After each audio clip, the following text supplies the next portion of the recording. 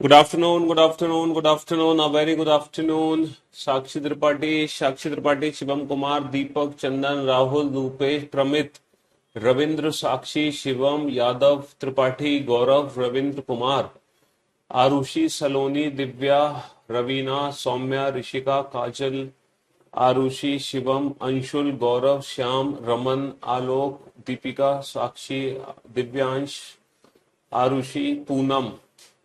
Good afternoon, good afternoon, good afternoon. A very good afternoon.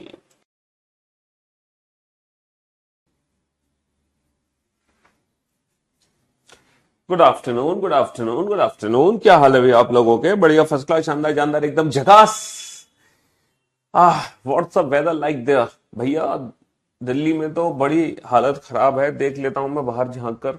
धूप तो निकल रही है बहुत कड़ाके वाली. कभी कभी बादल से परसों तो आए थे, बट बारिश बारिश हुई नहीं ढंग से, है ना, बढ़िया तरीके से. अभी भी गर्मी है बरकरार. गर्मी में कोई कमी नहीं है गर्मी अपनी चरम सीमा पर है. ठीक है, चलिए. ओह सर, मैंने आज तक लाइव क्लास नहीं ली, पर सच में सर आज तक कोई भी डाउट नहीं रहा. तो वो तो है ही. देखो, अगर आपके अंदर पेशेंस है, अगर आपके अंदर पेशेंस है और अगर आप सारी क्लासेस पेशेंस के साथ देखते हैं तो कोई डाउट रह ही नहीं सकता, है ना. क्योंकि कभी कभी क्या होता है, जब हम लाइव क्लास ना देख के रिकॉर्डेड क्लासेस देख रहे होते हैं और जब हम पढ़ रहे होते हैं ना, तो कल तो बेटा कोई क्लास ही नहीं हुई थी. संडे को कल कहाँ क्लास हुई थी? कल वाली क्लास पीएनजी अपलोड कैसे होगी? बोलो, फ्राइडे की क्लास पीएनजी अपलोड नहीं हुई है? कल तो कोई क्लास ही नहीं हुई. फ्राइडे वाली क्लास पीएनजी अपलोड ही नहीं हुई. सैटरडे संडे 2 दिन मिल गए बीच में, तब भी. यार ऐसा कैसे हो सकता है? तुम लोगों के तो 2 दिन फिर रिवीजन भी नहीं कर पाए होंगे क्लास पीएनजी से. चलो कोई बात नहीं, अभी मैं टेक्निकल टीम से पता कर लेता हूँ. तो मैं क्या कह रहा था, हाँ, कि अगर आपके अंदर पेशेंस है तो अगर आप रिकॉर्डेड क्लासेस भी देखते हो ना, तो आपका कोई डाउट नहीं रह सकता. कभी कभी क्या होता है, जब हम चीजें पढ़ रहे होते हैं ना पहली बार, तो हमें डाउट सा क्रिएट होता है. लेकिन अगर थोड़ा सा पेशेंस हम रखें तो वो डाउट थोड़ी देर में अपने आप दूर हो जाता है. क्योंकि जो आपका डाउट होता है ना, वो 10 मिनट बाद, 15 मिनट बाद या नेक्स्ट क्लास में अपने आप मैं सॉल्व कर देता हूँ. क्योंकि पढ़ाने का तरीका ही हमारा वही है भाई. इतना एक्सपीरियंस है, हम ऑनलाइन क्लासेस ले रहे हैं, तो हमें पता है कि हमें किस तरीके से पढ़ाना चाहिए, ताकि आप लोग घर पे बैठ के जो हमें पढ़ रहे हैं, हमारे सामने नहीं बैठे हैं, है ना, तो आपका कोई डाउट रहना नहीं चाहिए. क्योंकि अगर आपके डाउट्स रह गए तो फिर हमारे पढ़ाने का फायदा क्या है ना. फिर हमारे ऑनलाइन पढ़ाने का क्या फायदा? फिर तो हम आपको आपके सामने बैठाकर पढ़ाएं आपको, क्यों भाई? तो करियर प्लेटफॉर्म की यही खास बात है कि जब आप पढ़ते हो, लेकिन उसके लिए थोड़ा पेशेंस आपके अंदर भी होना चाहिए. आपको उस टॉपिक के सारे लेक्चर अटेंड करने पड़ते हैं, तब जाके हो सकता है आपका जो पहली क्लास का डाउट हो वो हो सकता है लास्ट क्लास में दूर हो जाए. लेकिन उसके लिए आपको पूरे लेक्चर्स देखने पड़ते हैं, है ना, और बहुत ही पेशेंस और ईमानदारी के साथ. ठीक है जी. जब हम पहली बार किसी टॉपिक को पढ़ रहे होते हैं अपनी लाइफ में, चाहे, है ना, रिकॉर्डेड फॉर्म में देखें उसको या वीओडी से हम उसको देखें, तो पहली बार जब हम देखते हैं ना, तो हमेशा याद रखो, हमें इंटू वन स्पीड पे ही देखना होता है लेक्चर. हाँ, जब हम पहले से उस टॉपिक को पढ़ चुके होते हैं या हम पहले से जानते हैं उस टॉपिक के बारे में, तो हम उस टॉपिक को इंटू 1.25 या इंटू 1.5 या इंटू 2 या फिर इंटू 3 स्पीड में भी देख सकते हैं. लेकिन वो डिपेंड करता है कि आपको उस टॉपिक की कितनी नॉलेज पहले से है. अगर आपके बेसिक कंसेप्ट उस टॉपिक से क्लियर हैं, आपको सिर्फ ट्रिक्स और अप्रोचेस सीखनी है, तो आप इंटू 2 स्पीड में देख सकते हो क्लास. लेकिन अगर आपको बेसिक कंसेप्ट ही नहीं पता, आपको कुछ नहीं पता, तो आप कभी भी स्पीड पे मत लगाया करो. आप नॉर्मल स्पीड पे ही क्लास को देखा करो, बाद में रिकॉर्डेड या वीओडी फॉर्म में, जहां से भी आप सिलेबस कंप्लीट कर रहे हैं. लगता यही है सर, फेस टू फेस पढ़ रहे हैं जी. चलिए साहब, तो भाई शुरू करते हैं आज की क्लास लेके. प्रभु का नाम, जय श्री राम. 2 दिन बाद हमारी मुलाकात हो रही है. हम उम्मीद करते हैं इन 2 दिनों में आपने, है ना, नींद तो पूरी नहीं की होगी अपनी, है ना, प्रैक्टिस ही की होगी, रिवीजन किया होगा, जो भी टॉपिक आपके छूट गए होंगे उसका बैकअप आपने ले लिया होगा. ऐसी उम्मीद हम आपसे कर सकते हैं झूठी उम्मीद तो नहीं होगी ये. वैसे गर्मी के दिनों में एक दिक्कत है, अगर हम दोपहर में सो जाएं तो बड़ी भयंकर नींद आती है, फिर उठने का मन नहीं करता बिल्कुल भी, अगर एक बार हम सो गए तो. अच्छा, नहीं सोते तो हमें कितना भी फिर मेहनत करा लो, कितनी भी देर तक पढ़ा लो हमें, लेकिन एक बार सो गए ना आप दोपहर में, फिर नहीं उठा जाएगा. तो देखो, ये जो टाइम टेबल है पढ़ने का, ये आपको अपने अकॉर्डिंग सेट करना है. कुछ बच्चे ऐसे होते हैं जिनको रात में पढ़ना अच्छा लगता है, कुछ बच्चे ऐसे होते हैं जो सुबह 4 बजे उठकर पढ़ते हैं। तो वो डिपेंड करता है देखो आपके अपने एनवायरनमेंट पर। ठीक है, आप बचपन से किस एनवायरनमेंट को जीते आए हो, है ना। कुछ गांव के बच्चे होते हैं, गांव के बच्चे बहुत सारे हैं, कुछ नहीं बहुत सारे हैं, तो उनको खेतों में काम करना होता है, सुबह सुबह जाना होता है, तो उनकी आदत पड़ी हुई है सुबह 4 बजे उठने की, 5 बजे उठने की। तो वो अपना टाइम स्केड्यूल खराब ना करें, वो दूसरे बच्चों को देख के रात के 3-3 बजे तक ना पढ़े, है ना। शहर में क्या होता है, शहर में उल्टा कल्चर होता है, शहर में बच्चे रात के 3-3 4-4 बजे तक पढ़ते हैं, है ना। गांव में सुबह 4-5 बजे उठ जाते हैं। हालांकि पहले तो शहर में भी उठते थे, बट अब तो सब कुछ उल्टा हो गया। जब हम भी छोटे थे भाई, जब मैं अलीगढ़ में था, तो हमारी स्कूलिंग तो अलीगढ़ से हुई है। तो हमारी आदत थी 10th और 12th क्लास तक मैंने जो भी पढ़ाई करी है वो सुबह 5 बजे उठ के करी है, सुबह 4 बजे उठ के, है ना। लाइट आती थी या नहीं आती थी वो हम जला लेते उसको, ठीक है। और क्या कहते हैं, सुबह 4-5 बजे उठ जाते थे। हमने लेट नाइट कभी पढ़ाई नहीं करी, सुबह 4 बजे उठ के ही पढ़ाई करी है। और रात को 12-1 बजे तक सो जाते थे, क्योंकि घर में माहौल होता था भाई, अलीगढ़ में भी सब सारे लोग 8-9 बजे तक खाना खा लेते थे। फिर जब घर वाले भी सोते थे तो हम भाई, आप लोग जानते हैं कि, है ना, कि जो हम मिडिल क्लास फैमिली होती है उनके लिए, स्टूडेंट्स के लिए कोई अलग से रूम नहीं होता है, वही रूम होता है जो सबके लिए कॉमन रूम होता है ना। तो इसीलिए सब लोगों को सोना भी होता था, तो हम ज्यादा लेट तक पढ़ भी नहीं सकते थे, क्योंकि लाइट ऑन होती थी, लोग बाकी डिस्टर्ब होते थे। इसलिए 11-12 बजे तक मैक्सिमम पढ़ते थे, सो जाते थे, है ना। फिर सुबह 4 बजे उठ के पढ़ते थे। लेकिन जब मैं अपना बीटेक करने गया, मैंने बीटेक लखनऊ से किया, बीबीडी, है ना। आपने नाम सुना होगा बीबीडी यूनिवर्सिटी का, लखनऊ में। तो जब हम लखनऊ में पहुंचे तो वहां पर उल्टा ही कल्चर भाई साहब, बीटेक में तो आप जानते हो क्या हालत होती है। तो बीटेक में ये होता था, सेमेस्टर जब होते थे या सेशनल जब होते थे, उससे पहले पूरी रात, कुछ बच्चे तो ऐसे थे वो पूरी रात जगते थे और बिना सोए पेपर दे के आते थे। मैं तो देख के हैरान हो गया उन बच्चों को, भाई पागल पागल है कि क्या बात है, कि एग्जाम से पहले सो ही नहीं रहा। वो पूरी रात बैठ के, लेकिन उसका कोई खास रिजल्ट नहीं आता। सोना बहुत जरूरी होता है एग्जाम से पहले, बहुत जरूरी।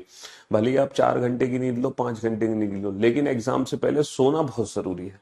कुछ बच्चे बहुत बड़ी गलतफहमी में होते हैं, सोते नहीं है रात भर और बिना सोए एग्जाम दे आते हैं। बेटा दिमाग काम नहीं करता, एक बात याद रखना।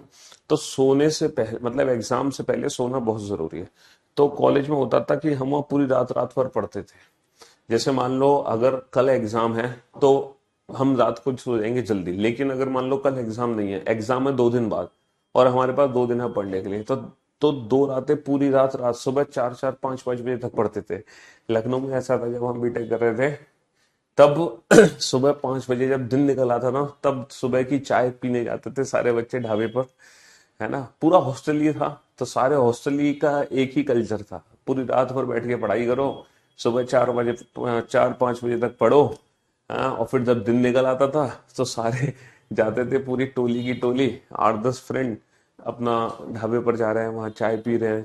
बन मक्खन, लखनऊ में बन मक्खन बड़े फेमस थे, है ना। तो चाय बन मक्खन खा के आते थे सुबह सुबह 5-6 बजे। फिर उसके बाद फ्रेश हो गए तब सोते थे, फिर 11-12 बजे उठते थे दोपहर में। तो लखनऊ में बड़ा उल्टा कल्चर था हमारा वहां। तो डिपेंड करता है कि आप किस एनवायरनमेंट में हो, उसी के अकॉर्डिंग हमें पढ़ना चाहिए। तो घर पे हमारा एनवायरनमेंट वो नहीं था, तो हम सुबह जल्दी उठ के पढ़ते थे। लखनऊ में एनवायरनमेंट, हॉस्टल में हमारा उल्टा हो गया, वहां पूरी रात पढ़ना होता था और सुबह नहीं वो जल्दी उठ पाते थे।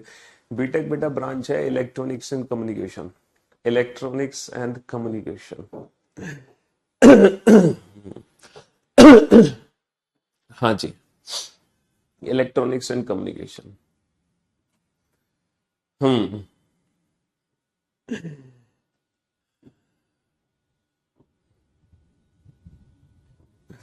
हाँ जी, लखनऊ की तहजीब बहुत शानदार है। वहां एक अकेला आदमी चलकर भी आता है तो कहता है कि हम आ रहे हैं। पता नहीं कितने लोग एक साथ आते थे। वहां पर मैं वर्ड यूज ही नहीं होता कभी, है हम ये कर लेंगे, हम वो कर लेंगे। लड़ाई भी वहां पर आप करके होती है, बड़ी तहजीब है ना। एक बार मैंने देखा कि शुरू शुरू में जब गया मैं तो बड़ा शॉक्ड हो गया कि ये ऑटो वाला और पैसेंजर में लड़ाई हो रही थी। तो मतलब आप क्या गए कि हम आपको ये कर देंगे, हम आपकी वो कर देंगे, आप में ये नहीं। मैं तो ताज्जुब करके, भाई रे भाई, ऐसी भी लड़ाई होती है हम आप करके। हाँ, क्योंकि हमारी तरफ तो भाई पश्चिमी उत्तर प्रदेश में तो बड़ी भयानक तरीके से लड़ाई होती है, तू तड़ाक वाली। हम्म। हाँ जी। चलिए साहब, तो हमने अपनी थोड़ा सा हमने अपना है ना अपना बचपन रिकॉल कर लिया। हाँ, चलिए, ये यादें हैं पुरानी जो थोड़ी सी ताजा हो गई आपके साथ। चलिए साहब, तो मेरे दोस्त, मेरे भाइयों, मेरे जिगर के टुकड़ों, मेरा सिलेक्शन हो गया था बेटा, कॉलेज से प्लेसमेंट हुआ था टीसीएस में। हाँ, क्योंकि लेकिन वो टीसीएस मैंने ज्वाइन नहीं की। फिर आईईएस में भी रैंक आई थी, वो भी हम वहां नहीं जा पाए, बहुत लोअर रैंक थी। है ना, एएमयू में भी सिलेक्शन हुआ था उसके लिए गेट का, वो भी मैंने ज्वाइन नहीं किया। बस डेस्टिनी थी कि हमें आपको पढ़ाना था और हमने पढ़ाना शुरू कर दिया। पढ़ाने के पीछे एक बहुत अच्छी कहानी ये है कि मैंने पढ़ाना कैसे शुरू किया। मैं अलीगढ़ में जब था, जब बीटेक करके आया था, तो एक कोचिंग है अलीगढ़ में, प्रतिष्ठा आईएएस एकेडमी। जो अलीगढ़ के बच्चे शायद उस कोचिंग के बारे में जानते होंगे, है ना। तो प्रतिष्ठा आईएएस एकेडमी एक कोचिंग है, वहां पर मैं गया था। मतलब वहां पर ऐसे ही घूमते हुए, मेरे जानने वाले थे वहां पर, एक कोई पढ़ा रहे थे, तो उनसे मिलने गया था मैं।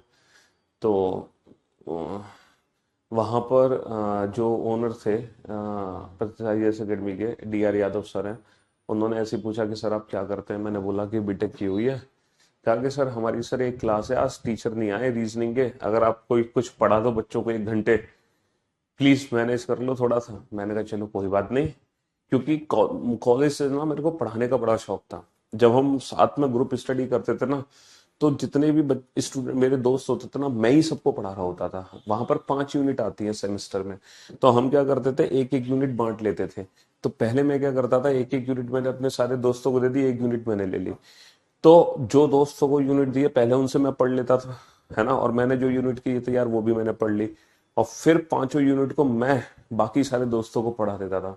तो बच्चों, मतलब जो मेरे साथ के मेरे मित्र थे, तो उनको बड़ा अच्छा लगता था, कहते थे यार पीयूष तू पढ़ाता बहुत बढ़िया, तेरे पढ़ाने की स्किल बहुत शानदार है। तो ऐसे ही जब हम कोचिंग में गए वहां पर, तो सर ने कहा कि सर आप 1 घंटे एक बार पढ़ा दो, टीचर आए नहीं है रीजनिंग की। मैंने कहा चलो पढ़ा देते हैं। तो मैं ऐसे ही ब्लड रिलेशन, मैंने टॉपिक सुना था कि रीजनिंग में ब्लड रिलेशन टॉपिक होता है ना। थोड़ी बहुत रीजनिंग हमने तैयार भी की थी आईएएस एग्जाम के लिए, आईईएस, इंडियन इंजीनियरिंग सर्विसेज। तो ब्लड रिलेशन टॉपिक मैंने पढ़ाया। Sorry sorry. तो जब मैं पढ़ा के आया, तो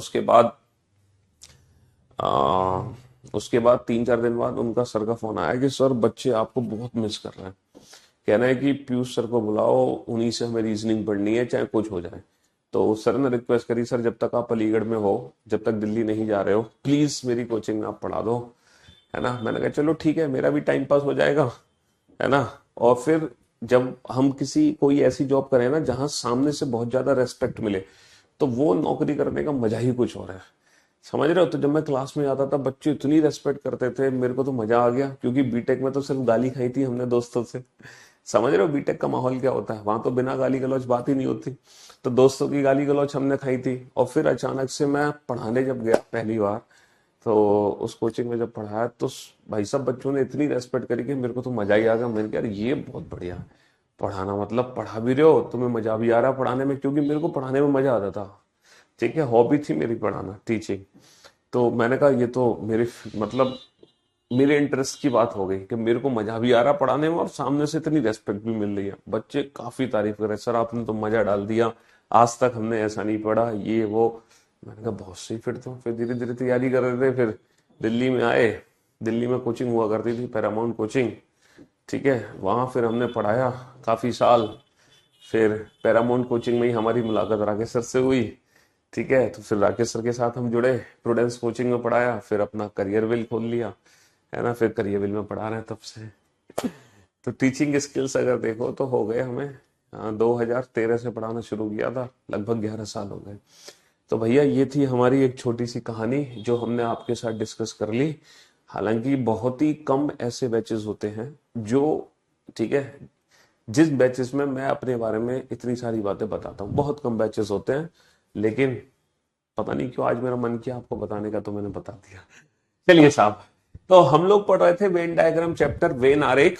ठीक है, तो अगर हम वेन डायग्राम वेन आरेख चैप्टर पढ़ रहे थे, तो उसमें मैंने आपको बताया था कि टोटल 3 टाइप के क्वेश्चन बनते हैं। टोटल 3 टाइप के क्वेश्चन बनते हैं। पहला क्वेश्चन बनता है भाई साहब कि 3 ऑब्जेक्ट होंगे और 3 ऑब्जेक्ट में क्या रिलेशन है, 3 ऑब्जेक्ट में क्या रिलेशन बनता है। ठीक है, रिलेशन जो बनता है वो इस तरह से रिलेशन बनता है, ऑल सम या नो। तो सबसे पहले तो हमने इस चैप्टर में ना ऑल सम और नो इन तीनों रिलेशंस को बहुत अच्छे से जाना कि कब ऑल का रिलेशन आएगा, है ना, कब ऑल का रिलेशन आएगा, कब सम का रिलेशन आएगा और कब नो का रिलेशन आएगा। तो सबसे पहले हमने क्या जाना, इन तीनों ऑब्जेक्ट के बीच में ऑल कब आएगा, सम कब आएगा और नो कब आएगा। ठीक है, उसके बाद हमने देखा कि जब 3 ऑब्जेक्ट का क्वेश्चन आएगा तो टोटल 10 एग्जाम्पल हो सकते हैं, टोटल 10 केसेस बनते हैं और उन 10 केसेस को हमने बहुत अच्छे से एनालाइज किया। उन 10 केसेस को हमने बहुत अच्छे से समझा कि कब कौन सा ऑप्शन हमें चूज करना है। ये हमारे 10 ऑप्शन बनते हैं, इन 10 ऑप्शन को हमने बहुत अच्छे से समझा। फिर उसके बाद हमने प्रैक्टिस करी कि भैया जब 3 ऑब्जेक्ट का क्वेश्चन एग्जाम में आएगा तो वो क्वेश्चन एग्जाम में डील कैसे करना है। 2 तरीके हैं डील करने के। पहला तरीका यह है कि क्वेश्चन को देखते ही जो परफेक्ट ऑप्शन होगा वो तुम्हारे माइंड में क्लिक हो जाएगा। क्वेश्चन को देखते ही जो परफेक्ट है ना, क्वेश्चन को देखते ही जो परफेक्ट ऑप्शन होगा वो तुम्हारे माइंड में क्लिक हो जाएगा। और अगर गलती से तुम्हारे माइंड में क्लिक ना हो तो हम इंडिविजुअल रिलेशन निकालेंगे और ऑप्शंस को एलिमिनेट कर देंगे। हम इंडिविजुअल रिलेशन निकालेंगे और क्या कर देंगे, ऑप्शंस को एलिमिनेट कर देंगे, ऑप्शंस को एलिमिनेट कर देंगे। तो इस हिसाब से भैया हमने टोटल कितने क्वेश्चंस की प्रैक्टिस कर ली थी, 34 क्वेश्चन की हमने प्रैक्टिस कर ली थी। अब हम चलते हैं टाइप 2 पर। और ये जो टाइप 2 है ना, ये बड़ी आसान है। ये टाइप 1 कैटेगरी से भी बड़ी आसान कैटेगरी है। इसमें क्या होता है, एक वेन डायग्राम पहले से बना के देते हैं हम। ठीक है, यहां पर आप देख सकते हो 3 वेन डायग्राम दिए हुए हैं। एक तो त्रिभुज की फॉर्म में दिया हुआ है, एक हमारा वृत्त की फॉर्म में दिया हुआ है, एक हमारा आयत की फॉर्म में दिया हुआ है।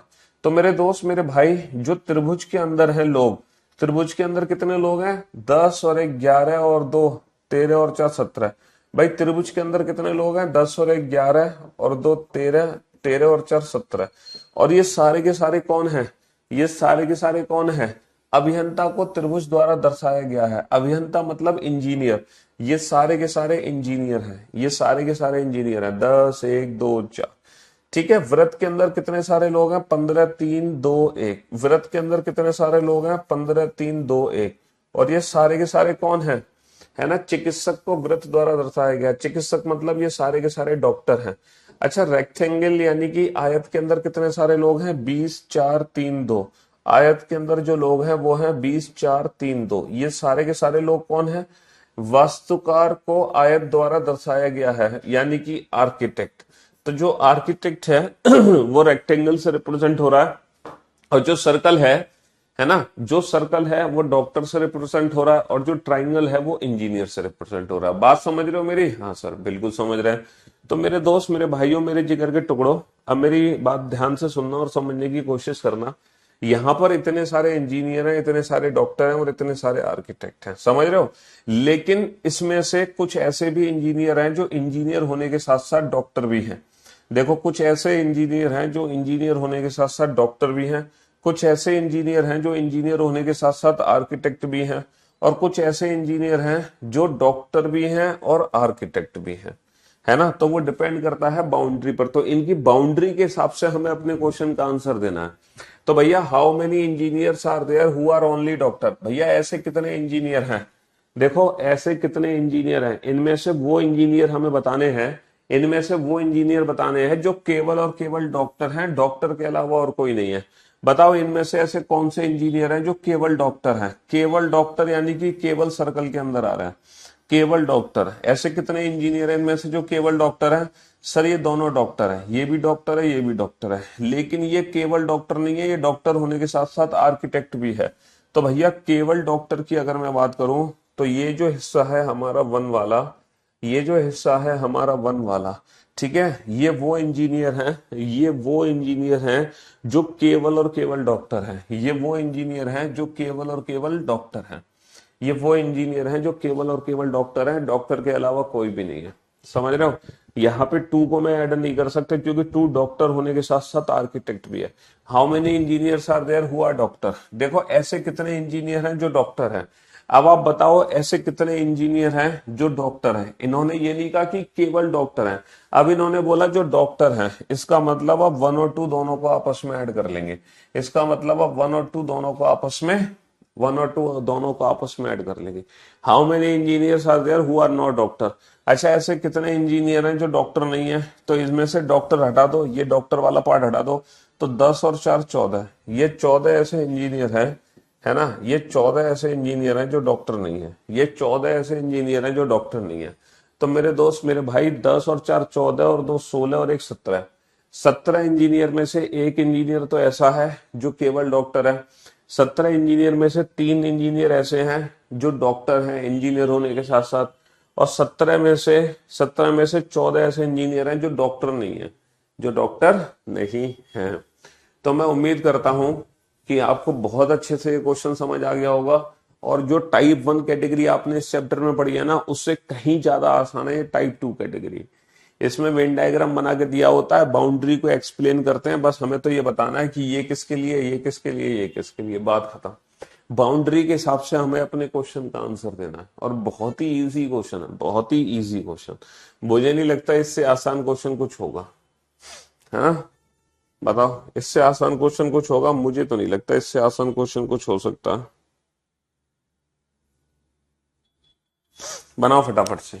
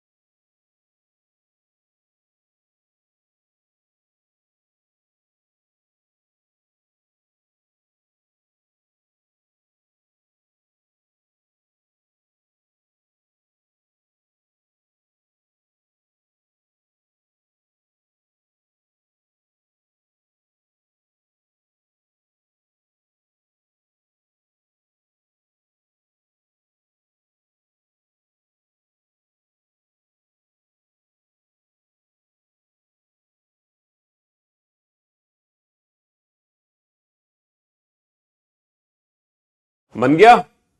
क्यों भाई? चलिए साहब, अब आप लोग बोर्ड पे ध्यान से देखना और ध्यान से समझने की कोशिश करना। How many female executives are there in the organisation? देखो, हमें फीमेल भी चाहिए, हमें फीमेल भी चाहिए, हमें एग्जीक्यूटिव्स भी चाहिए, हमें दोनों चाहिए, हमें फीमेल भी चाहिए और एग्जीक्यूटिव्स भी।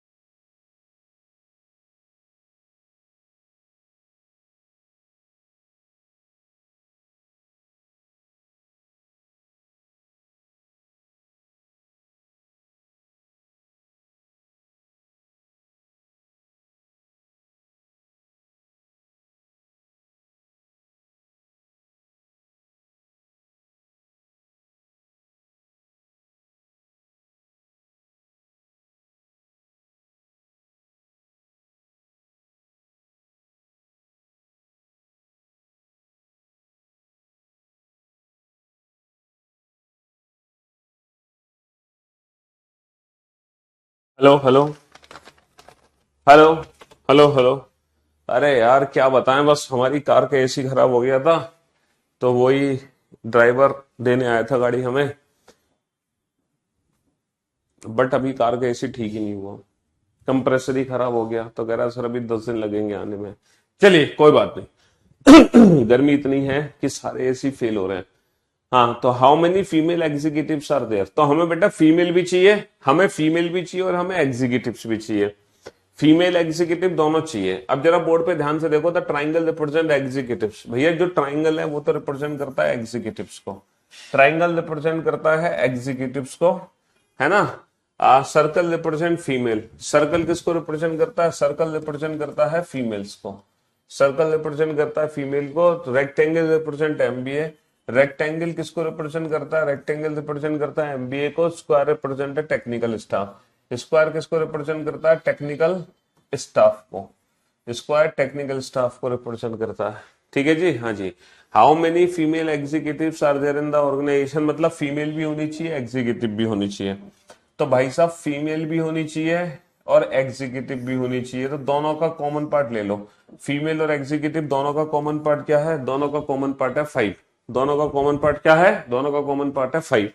अच्छा, how many technical female staff are there in the organisation who have done MBA, मतलब टेक्निकल भी हो, फीमेल भी हो, है ना, और जिसने एमबीए भी की हो। मतलब टेक्निकल भी हो, यानी कि टेक्निकल का मतलब ये है यानी कि स्क्वायर के अंदर भी होनी चाहिए, है ना। उसके साथ साथ टेक्निकल के साथ साथ फीमेल भी होनी चाहिए, यानी कि सर्कल के अंदर भी आना चाहिए। और उसके साथ साथ एमबीए भी हो, एमबीए मतलब रेक्टेंगल में भी आना चाहिए। तो बेटा तीनों का कॉमन पार्ट क्या है, सर्कल, स्क्वायर और रेक्टेंगल। इन तीनों का कॉमन पार्ट क्या है सर, अगर मैं इन तीनों का कॉमन पार्ट देखता हूं, सर अगर मैं इन तीनों का कॉमन पार्ट देखता हूं तो इन तीनों का कॉमन पार्ट क्या है, 4। इन तीनों का कॉमन पार्ट क्या है, 4 है ना। सर्कल, स्क्वायर और रेक्टेंगल, इन तीनों का कॉमन पार्ट क्या है, इन तीनों का कॉमन पार्ट 4 है, 4। इन तीनों का कॉमन पार्ट 4 है ना। ये 4 वो हैं जो टेक्निकल स्टाफ होने के साथ साथ फीमेल भी, और इन्होंने एमबीए भी किया है। चलिए साहब इन्होंने एमबीए भी किया है। नेक्स्ट क्वेश्चन बनाइए इस क्वेश्चन को। हम्म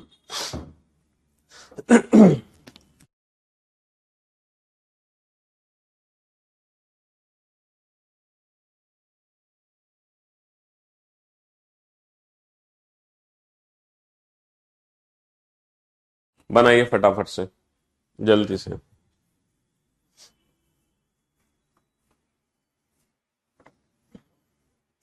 square represent the doctor, square represent the doctor, ये जो स्क्वायर है ये डॉक्टर को रिप्रेजेंट करता है ना। रेक्टेंगल रिप्रेजेंट द फीमेल्स, ये जो रेक्टेंगल है ये फीमेल्स को रिप्रेजेंट करता है ना।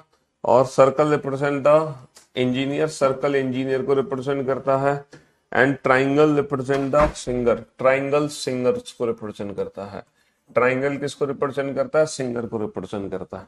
अब हमसे क्वेश्चन क्या पूछा गया, क्वेश्चन पूछा गया है how many female engineers are there who are not doctor, मतलब फीमेल भी होनी चाहिए, फीमेल भी होनी चाहिए, यानी कि वो रेक्टेंगल के अंदर हो, है ना, है ना। How many female engineers, female भी होनी चाहिए, यानी कि वो रेक्टेंगल के अंदर भी होनी चाहिए, है ना। फीमेल भी होनी चाहिए और फीमेल भी होनी चाहिए और इंजीनियर्स भी होनी चाहिए, इंजीनियर होने के साथ साथ यानी कि वो सर्कल के अंदर भी होनी चाहिए, सर्कल के अंदर भी होनी चाहिए, यानी कि बच गए हमारे पास 5 और 7। ये दो तो बाहर हो गया भाई, फीमेल है यानी कि रेक्टेंगल में होना चाहिए, सर्कल में भी होना चाहिए, इंजीनियर भी, तो 5 7 बच गए, 8 तो बेटा बाहर है, 5 और 7 बच गए। अच्छा, जो कि डॉक्टर नहीं है, डॉक्टर नहीं है यानी कि जो इसमें ना हो, जो स्क्वायर के अंदर ना हो, जो स्क्वायर के अंदर ना हो। अब आप बताओ, है ना, 2 5 और 7 ये तीनों फीमेल हैं, इन तीनों फीमेल में से ऐसी कितनी फीमेल हैं जो इंजीनियर है, 5 और 7।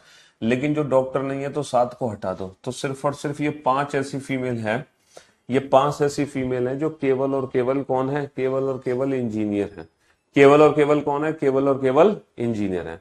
How many females are there who are singer, ऐसी कितनी फीमेल है, ऐसी कितनी रेक्टेंगल के अंदर है जो कि कौन है, जो कि सिंगर भी है, यानी कि सिंगर भी है, त्रिभुज के अंदर भी है और इसके अंदर भी है।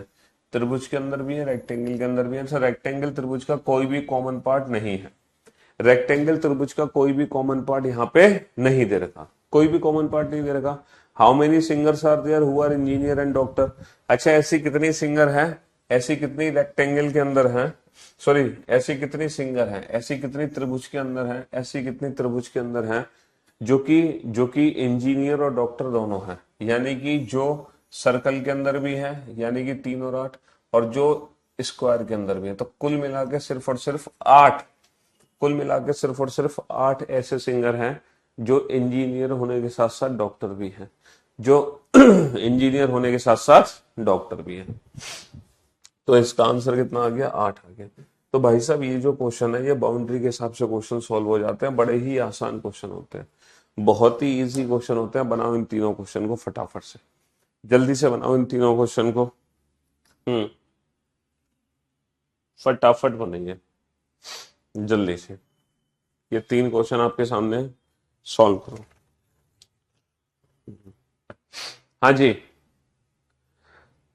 How many educated boys are there who are not dancer. पहले देख लेते हैं कौन क्या है ना। In the following figure triangle represent the educated person, triangle represent the educated person, triangle represent educated person, square represent the boys, square represent the boys, square represent the boys, rectangle represent the dancer, rectangle represent the dancers, rectangle represent the dancers, and circle represent the unemployed person, circle represent unemployed person, unemployed person, circle represent unemployed person,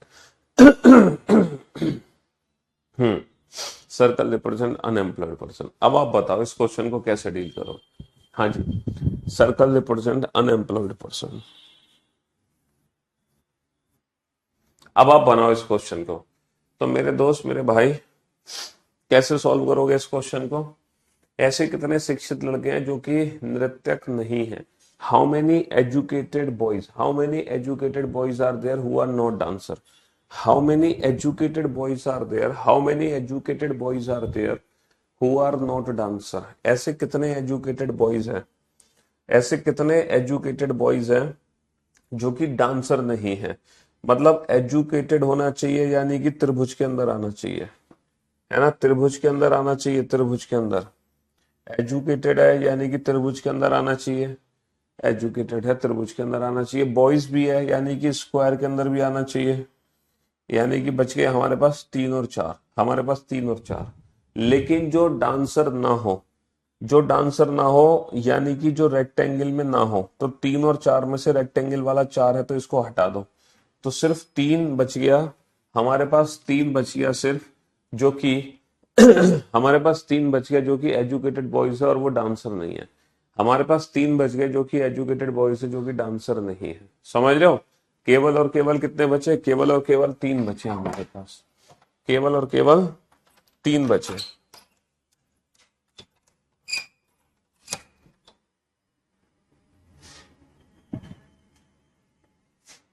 केवल और केवल 3 बचे।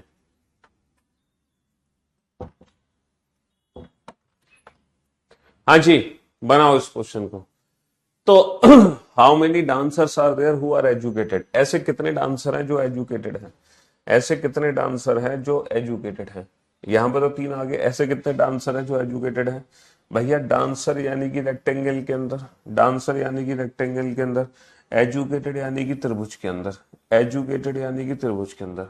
तो rectangle और त्रिभुज का common part क्या है, रेक्टेंगल और त्रिभुज का कॉमन पार्ट है 4 to 1।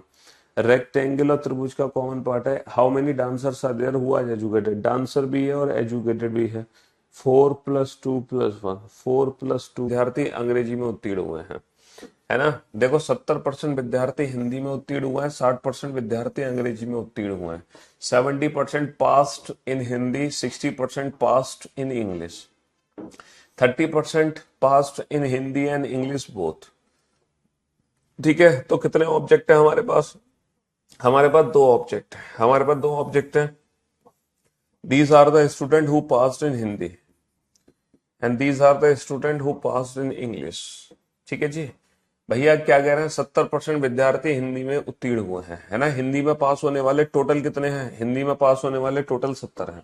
60% विद्यार्थी अंग्रेजी में उत्तीर्ण हुए हैं। इंग्लिश में पास होने वाले टोटल कितने हैं? टोटल 60 है ना। हिंदी में टोटल 70, ये टोटल बेटा 70 है। इंग्लिश में टोटल 60, ये टोटल 60 है ना। 30 स्टूडेंट ऐसे हैं जो कि दोनों में पास हुए हैं, दोनों में पास होने वाले ये हैं, दोनों में पास होने वाले ये हैं। सॉरी। अब आप बेटा ये वेन डायग्राम कंप्लीट कर दो, ये वेन डायग्राम आप कंप्लीट कर दो। और मेरे भाइयों, मेरे जिगर के टुकड़ों, ध्यान से सुनना और ध्यान से समझने की कोशिश करना। ये पूरा गोला 70 का है, ये पूरा गोला 70 का है, 70 का 70 में से 30 आ गए कॉमन। ये पूरा गोला 70 का है, 70 में से 30 कॉमन आ गए। 70 माइनस का 30 कितना बच गया? 40 बच गया। 70 माइनस का 30 कितना बच गया? 40। अच्छा ये बताओ, ये पूरा गोला 60 का है, ये पूरा का पूरा सर्कल 60 का है, 60 में से 30 आ गया, तो 60 माइनस का 30 कितना बच गया? 30 बच गया। तो ये हमने कंप्लीट वेन डायग्राम भर दिया, हमने कंप्लीट वेन डायग्राम भर दिया। How many students who passed only in Hindi? तो भैया केवल हिंदी में कितने उत्तीर्ण हुए हैं? केवल हिंदी में 40। How many student passed only in English? केवल अंग्रेजी में कितने उत्तीर्ण हुए हैं? केवल अंग्रेजी में कितने उत्तीर्ण हुए हैं? 30 है। कितना आसान कर दिया क्वेश्चन वेन डायग्राम ने, है। अब इस क्वेश्चन को वेन डायग्राम से डील कर रहे हैं तो कितना आसान हो गया। वरना अगर आप फॉर्मूले से सॉल्व करोगे तो बहुत, मतलब आसान तो तब भी है लेकिन कॉम्प्लिकेटेड है। तो फॉर्मूला यूज नहीं करते हैं ऐसे क्वेश्चंस के लिए, वेन डायग्राम यूज करते हैं। और वेन डायग्राम को भरना बहुत आसान है, बहुत इजी है ना। वेन डायग्राम को फिल करना बहुत इजी है। टोटल अगर मैं पूछता तो टोटल कितने होते? 40 और 30, 70 और 30, 100, टोटल 100 है यहाँ पर। समझ रहे हो? क्योंकि इसके 60 और इसके 70 में, इसके 70 इसके 60 में कुछ कॉमन भी तो है। तुम 70 और 60 को टोटल नहीं बोल सकते क्योंकि ये टोटल 130 है, 130 में 30 कॉमन है, 130 में 30 कॉमन है। इसीलिए तो टोटल वैल्यू कितनी होगी? 130 माइनस का कॉमन हटा दो 30, तो टोटल वैल्यू होगी 100। 40 और 30, 70 और 30, 100 है ना। 40 और 30, 70 और 30, 100। मजा ही आ गया सर। चलिए सर बनाइए इस क्वेश्चन को, बनाओ, करो सॉल्व।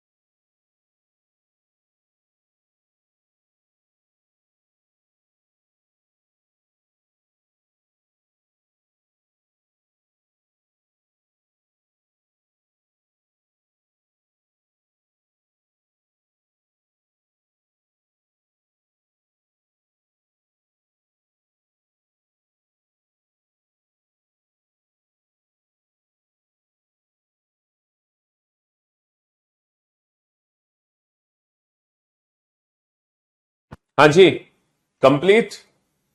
चलिए साहब, एक कक्षा में कुल 500 विद्यार्थी हैं, इनमें से 300 विद्यार्थी हिंदी बोलते हैं, 400 विद्यार्थी अंग्रेजी बोलते हैं। तो भैया जो वेन डायग्राम बनाओगे वो दो वाला वेन डायग्राम बनाओगे, है ना। जो वेन डायग्राम बनाओगे वो दो वाला वेन डायग्राम बनाओगे। 500 विद्यार्थी हैं जिसमें से 300 विद्यार्थी हिंदी बोलते हैं, है ना। That speak Hindi and who speak English. चलिए, कितने विद्यार्थी? 300 विद्यार्थी हिंदी बोलते हैं, तो टोटल ये कितने हैं? 300। ये टोटल सर्कल 300 का है ना। 400 हु स्पीक इंग्लिश, ये टोटल जो सर्कल है वो 400 का है, टोटल सर्कल 400 का है।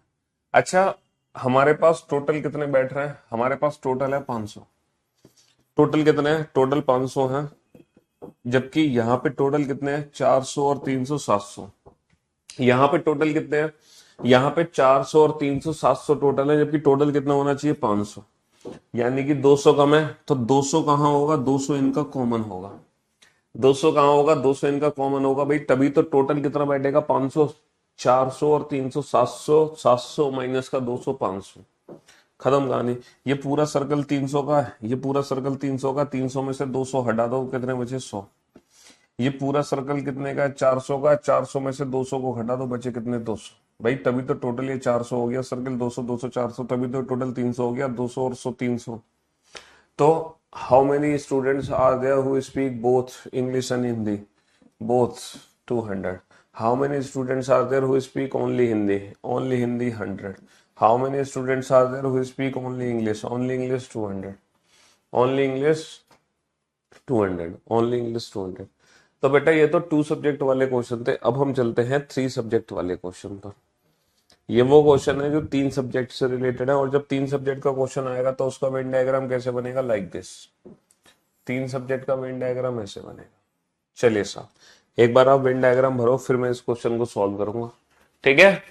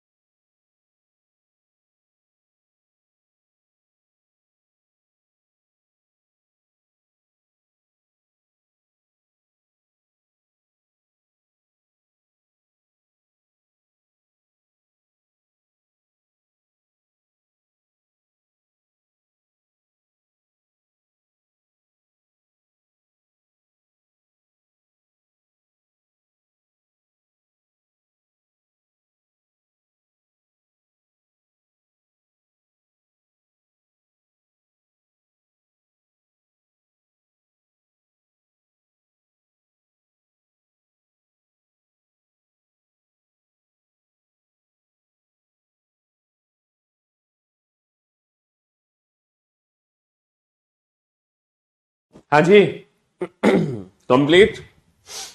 एक कक्षा में 30 विद्यार्थी हैं। सॉरी, एक कक्षा में 30 विद्यार्थी गणित में उत्तीर्ण हुए हैं, यानी कि कुछ ऐसे हैं जो कि मैथ्स में पास हुए हैं, कुछ ऐसे हैं जो कि मैथ्स में पास हुए हैं, कुछ ऐसे हैं जो इंग्लिश में पास हुए हैं, और कुछ ऐसे हैं जो रीजनिंग में पास हुए हैं।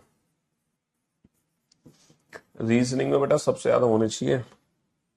हाँ जी, तो डेटा क्या है हमारे पास? हमारे पास डेटा है, एक कक्षा में 30 विद्यार्थी गणित में उत्तीर्ण हुए, 30 student passed in math, 30 student passed in math, है ना? 50 विद्यार्थी अंग्रेजी में उत्तीर्ण हुए, 50 student passed in English, 50 student passed in English, 80 विद्यार्थी रीजनिंग में उत्तीर्ण हुए हैं। 80 स्टूडेंट पास्ड इन रीजनिंग। सबसे ज्यादा तो होनी थी रीजनिंग में। तो भैया टोटल मैथ्स का कितना है? टोटल मैथ्स का 30 है। टोटल इंग्लिश का कितना है? टोटल इंग्लिश का 50 है। और टोटल रीजनिंग का कितना है? टोटल रीजनिंग का 80 है। ठीक है जी, बहुत बढ़िया। अब देखो बहुत सारे बच्चों ने क्या गलती करी है इस वेन डायग्राम को भरने में, मैं आपको बताता हूँ। 5 student passed in maths and English both. 5 विद्यार्थी गणित और अंग्रेजी दोनों में उत्तीर्ण हैं। भैया मैथ्स और इंग्लिश, गणित और अंग्रेजी दोनों में उत्तीर्ण है कितने? 5। तो दोनों का जो कॉमन है ना मैथ्स और इंग्लिश का ये है। तो आपने गलती पता है क्या कर दी? आपने सीधा यहाँ पे 5 लिख दिया। बस आपने यही गलती कर दी। बेटा मैथ्स इंग्लिश का टोटल वैल्यू दे रखी है ये 5। मैथ्स इंग्लिश की टोटल वैल्यू 5 है। तो मेरे दोस्त, मेरे भाई, मेरे जुगर के टुकड़े, ये टोटल वैल्यू 5 है। तो यहां पर मैं 5 नहीं लिख सकता क्योंकि मुझे पहले तीनों का कॉमन चाहिए, फिर उसमें से घटाकर मैं यहां पर लिखूंगा। तो तीनों का कॉमन कितना है? 2 विद्यार्थी। अंग्रेजी, रीजनिंग और गणित तीनों में 2 विद्यार्थी उत्तीर्ण हुए हैं, है ना। इंग्लिश, रीजनिंग और मैथ्स तीनों में कितने विद्यार्थी पास हुए हैं? 2। तो यहां पर पहले 2 लिख लो। तो यहां कॉमन लिखना जरूरी है 2। अब आप बताओ 5 student passed in maths and English. तो बेटा मैथ्स और इंग्लिश में टोटल वैल्यू 5 है। 5 में से 2 दे रखी है, तो 5 माइनस का 2 बची कितनी? 3। 5 माइनस का 2 बची कितनी? 3। 15 student pass in English and reasoning. बेटा इंग्लिश रीजनिंग का ये वाला कॉमन पार्ट है। ये वाला कॉमन पार्ट कितना दे रखा है? 15। 15 ये वाला कॉमन पार्ट है। 15 में से 2 आ गया, बचा कितना? 13। 15 माइनस का 2 बचा कितना? 13। 15 माइनस का 2 बचा कितना? 13, है ना। और 10 विद्यार्थी गणित और रीजनिंग में उत्तीर्ण हुए। 10 विद्यार्थी मैथ्स और रीजनिंग, ये टोटल वैल्यू 10 है। 10 में से बेटा 2 दे रखी है, बचे कितनी? 8। 10 में से 2 दे रखी है, बचे कितनी? 8। बस बन गया वेन डायग्राम। अब आप मुझे एक बात बताओ, ये टोटल वैल्यू 30 है, यानी कि टोटल वैल्यू हमारी कितनी होनी चाहिए? 30 होनी चाहिए। ये टोटल वैल्यू 30 होनी चाहिए। 30 में से 3 और 2 5 और 8 13। 30 माइनस का 13, यानी कि वैल्यू कितनी बची? 17। अच्छा ये टोटल वैल्यू जो है ना हमारी 50 होनी चाहिए। तो 13 और 2 15 और 3 18। 50 में से 18 घटा दो, बची कितनी? 32। अच्छा ये टोटल जो वैल्यू है हमारी 80 होनी चाहिए। 80 में से 13 और 2 15 और 8 23 घटा दो। 80 में से 23 घटा दो, बची कितनी? 57। अब हम किसी भी क्वेश्चन का आंसर दे सकते हैं। इस वेन डायग्राम के अकॉर्डिंग अब हम किसी भी क्वेश्चन का आंसर दे सकते हैं। पहला क्वेश्चन है, ऐसे कितने विद्यार्थी हैं जो केवल गणित में, केवल मैथ्स में पास हुए? Who passed only in maths? 17। How many student who passed only in English? बेटा केवल इंग्लिश में कितने पास हुए हैं? 32, है ना। How many student who passed only in reasoning? केवल और केवल रीजनिंग में पास हुए हैं, किसी और सब्जेक्ट में पास नहीं है। केवल और केवल रीजनिंग में पास है, वो कितने हैं? 57, है ना। एंड कुल विद्यार्थियों की संख्या कितनी है? तो बेटा ये टोटल वैल्यू ऐड कर लो, यही हमारे कुल विद्यार्थी हैं। अच्छा जब आप टोटल वैल्यू ऐड करोगे तो इस सर्कल की टोटल वैल्यू को इंडिविजुअल ऐड मत करो। पूछो क्यों? जब आप ये सारी वैल्यूज को आपस में ऐड करोगे तो ऐड करके तो डेफिनेटली वो 80 आएगा। तो ये सारी वैल्यूज ऐड करके 80 देंगी। 80, 17 और 3 20, 80 और 20 100, 80 और 20 100, 100 और 32 132। 80, 17 और 3 20, 80 और 20 100, 100 और 32 132। तो टोटल कितने हो गए? टोटल हो गए 132। देखो, हाँ बहुत मजा आ गया अल्टीमेट। चलो देखो इस क्वेश्चन को सॉल्व करने में अल्टीमेट मजा आ गया। लेकिन पता है गजब गजब कब होगा? गजब तब होगा जब ये डेटा दिया था पास हुए छात्रों का, और जब इसी इंफॉर्मेशन से मैं जब आपसे फेल हुए छात्र पूछूंगा ना, तो अल्टीमेट मजा आएगा। बहुत ही शानदार चीज आपको सीखने को मिलेगी जब आप पास हुए छात्रों से फेल हुए छात्रों को रिप्रेजेंट करोगे। अभी तो देखो पास हुए छात्रों के बारे में डेटा दे रखा है और पास हुए छात्रों के बारे में ही आपसे पूछा जा रहा है। लेकिन अल्टीमेट आनंद तब आएगा जब पास हुए छात्रों के वेन डायग्राम से तुम फेल हुए छात्रों के बारे में बताओगे, तब आएगा अल्टीमेट आनंद। लेकिन उस चीज को बाद में समझेंगे। फिलहाल आप पहले पास हुए छात्रों से पास हुए छात्रों के बारे में बताओ। ठीक है, पहले आप पास हुए छात्रों से पास हुए छात्रों के बारे में बताओ। बनाओ ये वेन डायग्राम, बनाओ।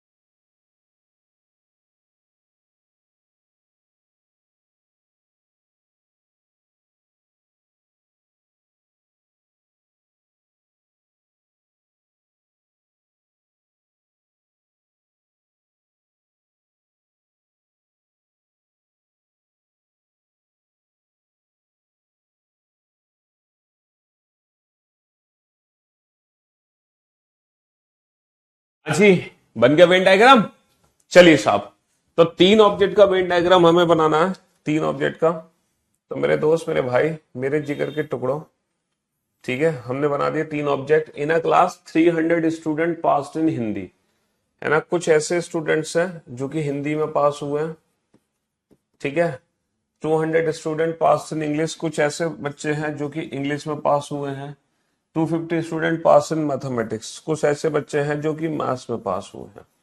अब आप लोग मेरी बात ध्यान से सुनना और ध्यान से समझने की कोशिश करना। 300 student pass in Hindi, Hindi में पास होने वाले कितने हैं? 300 बच्चे हैं total. 200 student pass in English, 200 बच्चे हैं टोटल इंग्लिश में पास होने वाले। और 250 student pass in mathematics, mathematics में पास होने वाले कितने हैं? 250। बहुत बढ़िया। 50 student pass in Hindi and English, लेकिन तीनों वाले पहले पता लगाओ। 20 student pass in all 3 subject, तो यानी कि तीनों सब्जेक्ट में कितने हैं? 20 हैं। अब आओ, 50 student pass in Hindi and English. बेटा हिंदी इंग्लिश का कॉमन वैल्यू कितनी है? 50। 50 में से 20 आ गई, 50 माइनस का 20 कितनी बची? 30। 25 student pass in English and mathematics, English और मैथमेटिक्स की टोटल वैल्यू 25 है। 25 में से 20 आ गई, 25 माइनस का 20 बची कितनी? 5, है ना। 75 student pass in mathematics and Hindi, mathematics और हिंदी की टोटल वैल्यू 75 है। 75 में से 20 आ गई, बची कितनी? 55, बची कितनी? 55। अच्छा, ये टोटल वैल्यू हमारी 300 है, ये टोटल वैल्यू हमारी 300 है। 300 में से 300 में से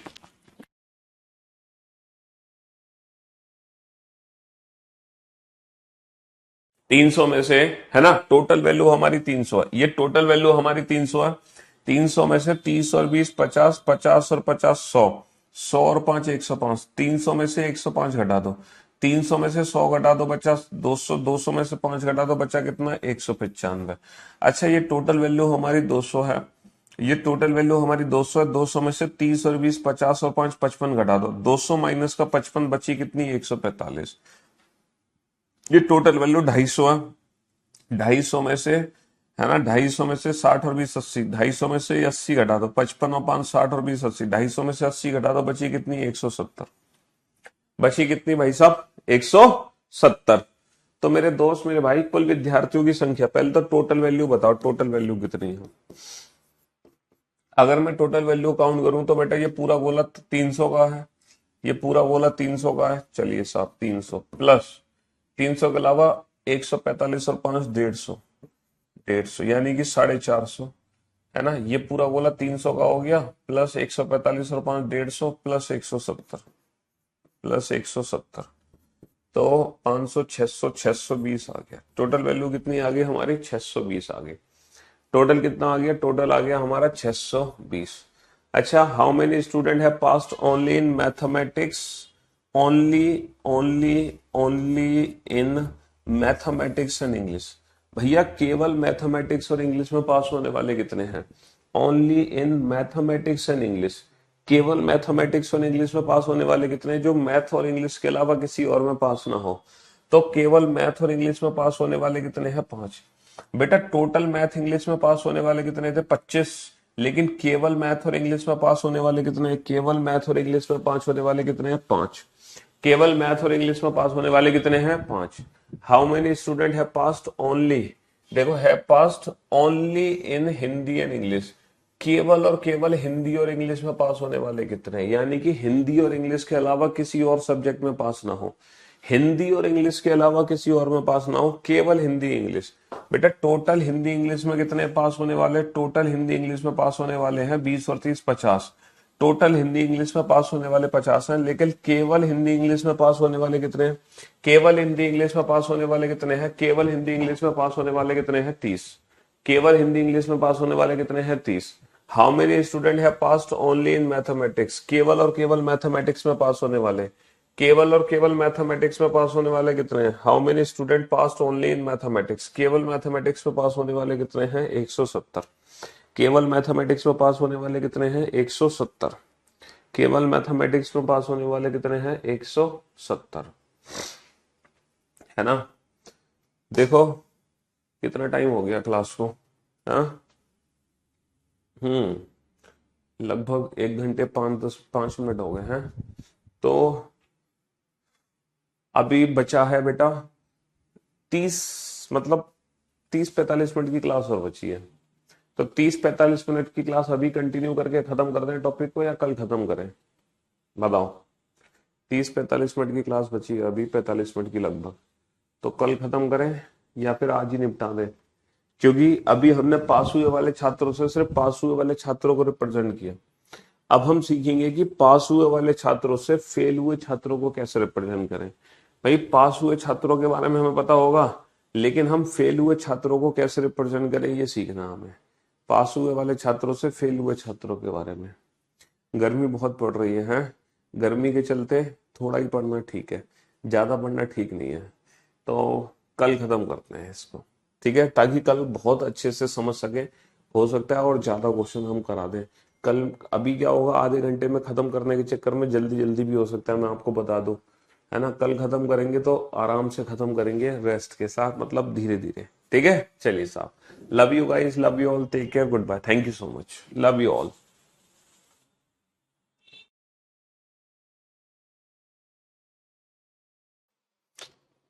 बेटा जो क्वेश्चन नंबर 38 तुम बार बार कह रहे हो ना, 38 तो तुम आराम से सॉल्व कर लोगे जब तुमने ये वाले क्वेश्चन सॉल्व कर लिए। तो 38 क्वेश्चन को सॉल्व करने में तो कोई दिक्कत ही नहीं है। 38 में क्या दिक्कत है? जब तुमने 41 कर लिया, 40 कर लिया, 39 कर लिया, तो 38 भी आराम से सॉल्व कर लोगे, कोई दिक्कत नहीं है 38 क्वेश्चन को सॉल्व करने में। समझ रहे हो? हाँ जी। और क्या दिक्कत हो रही थी तुम्हें? हम्म।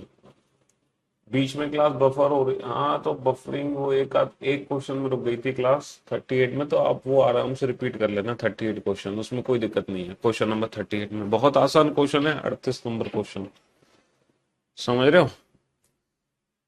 हाँ गर्मी बहुत है।